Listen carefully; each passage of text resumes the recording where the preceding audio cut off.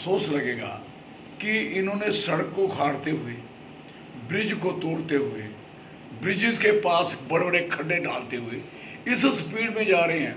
और सड़क का निर्माण की बात करें या ब्रिज की बात करें, किसी कलवर्ट की बात करें, किसी नाली की बात करें जो साइडों में बनी है, आप लोकेट बोर्ड में देख लो जो नाली बन रही है, देखिए आपने? नहीं, वो मिट्टी में उन्होंने डाल दिया, वो सीमेंट डाल दी।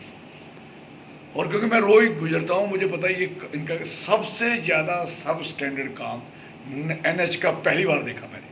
कभी ऐसा नहीं होता, इतना घपला हो चुका है कि आप पूछने वाला कोई नहीं है। अब आप मैं बता रहा था कि जब आप कंस्ट्रक्शन के लेके जाते हो तो आपको कोई कानून, कोई कायदा, कोई लॉ, कोई सिस्टम को कुछ भी नहीं है। आपकी मर्जी करती है, कोई एक जगह लगा देते हो ब्लॉक, आपकी मर्जी करती है दूसरी जगह ब्लॉक कर देते हो। लोगों का जीना हराम करके छोड़ा हुआ है। और आज तो इनकी जो बात मैं सोच रहा था वो क्लियर हो गई। मैंने 4 दिन पहले इनका एक बड़ा ऑफिसर आया था, मैंने कहा भाई आपका काम बहुत गंदा हो रहा है।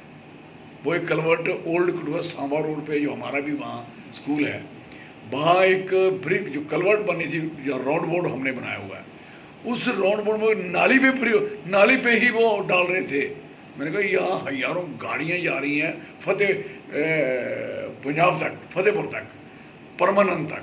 ये हमारा 8th नेशनल हाईवे है, वो नीचे वाला जो मरीन से गुजरता है, उसके साथ अप्रोच है। तो आप सब स्टैंडर्ड काम क्यों कर रहे हो? वो मैंने बंद कराया, फिर उन्होंने थोड़ा बहुत ऐसे उसे करके तो एक आधा हिस्सा बनाया, अभी आधा बनेगा। ये ब्रिज, ये क्या, अगर ये बारिश बंद ना हो तो आप तमाशा देख लोगे। ये सड़क ऐसी हो जाएगी जैसे 47 से पहले जम्मू कश्मीर के लोगों ने गाड़ी देखी हुई थी खड्डों में जाती हुई, तो फिर आगे से उसको लगा के फिर चलाते थे। हमारे बुजुर्ग बताते कहीं खड्ड, उस समय अब लोगों को खड्डों के नाम भूल गए, अब दोबारा याद आएंगे इनको। ये बसेरा है, ये खड्ड फलानी शहरी है, ये खड्ड आज तरना चेता है, तरना मतलब उसका पता नहीं लगता, अचानक उसमें फ्लड आता है। और इनका एक स्टैंडर्ड, उनका स्टैंडर्ड है कि कितना पानी वहाँ आ सकता है। आपने उसकी खुदाई की, अभी इधर पानी नहीं आया, अभी आपके इधर जो है ना ये पास सारखंड शुक्र पानी नहीं आया। ये तो सबसे बुरा हाल है इसका, आप सोच नहीं सकते इसका क्या होगा। तो कहने का मकसद है, ये सारा कसूर ब्रिज में अगर किसी का है, कंपनी का है, नेशनल हाईवे वालों का है, NH वालों का है। जो NH वाले बड़ी फुर्ती मार रहे हैं पूरे देश में, हमने ये किया वो किया। अगर इसी तरीके का इन्होंने किया होगा देश में, तो देश की सड़कें पहले से भी गर्क हो गई। ये सड़क तो पहले बनी हुई थी ना, इस सड़क की ज़रूरत क्या थी भाई, किसको ज़रूरत थी? हम लोग यहाँ रहते हैं, जम्मू कश्मीर के लोग, जम्मू के लोग, हमें तो इसी सड़क की ज़रूरत ही नहीं। अगर कोई सड़क बनानी थी 10 किलोमीटर कंडी में बना देते, सीधी चली जाती, ना किसी का तोड़ फोड़ करते और ना कटाई करते, ना आप ग्रीनरी को ख़त्म करते, ना खूबसूरती ख़त्म करते, जो गुलाल खेला हुआ था, ना उसको उखाड़ते। तो कहने का मकसद है कि इन्होंने टोटली अनसाइंटिफिक और इंजीनियरिंग के बगैर काम किया है। मैं नहीं समझता कि इनका कोई इंजीनियर कौन है? इनके जो लड़के ट्रेनिंग करके आते ना, वो इंजीनियर है, वो तजर्बे से, उसके ऊपर चीफ इंजीनियर, दूसरा इंजीनियर, तीसरा इंजीनियर कहाँ है वो? अगर हैं तो व्हाट इज दिस, आज तो सस्पेंड होने चाहिए। ये ब्रिज, वो ब्रिज जो कोले है ना उसके, वो बेसिकली वो उसमें थोड़ी सी वो टिल्ट हुए हैं, और ये टिल्ट हुए हैं तो वो एक शुक्र करो, एक साइंस ये कहती है कि जब ब्रिज के बनाती हो तो ब्रिज के पीसीज होते हैं। इवन के बड़ी बिल्डिंग बनानी हो तो उसके भी बीच में गैप रखा जाता है, उसमें भी फोम भरा जाता है, इसलिए ताकि कल को वो बड़े सुकड़े चाहे टूटे तो एक पार्ट टूटता है, राइट?